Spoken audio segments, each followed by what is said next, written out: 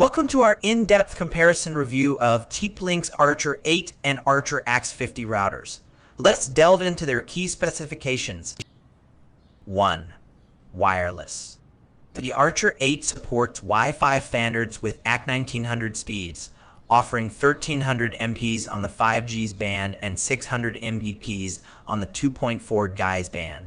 It features medium range coverage suitable for typical 3-bedroom houses. In contrast, the Archer AX50 operates on Wi-Fi 6 standards with AX3000 speeds, delivering 2402 Mbps on the 5G band and 574 Mbps on the 2.4 GHz band.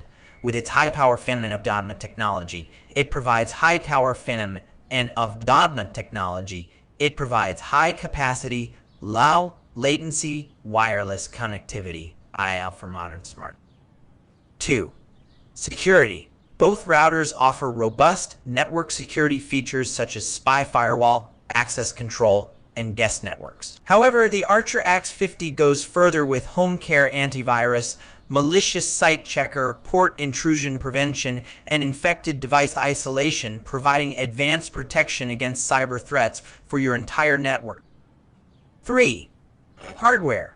The Archer 8 features a 1.2 GHz single-core CPU, while the Archer AX50 boasts a more powerful dual-core CPU for improved processing performance.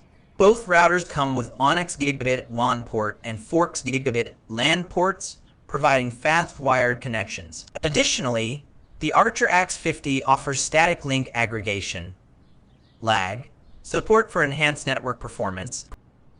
4.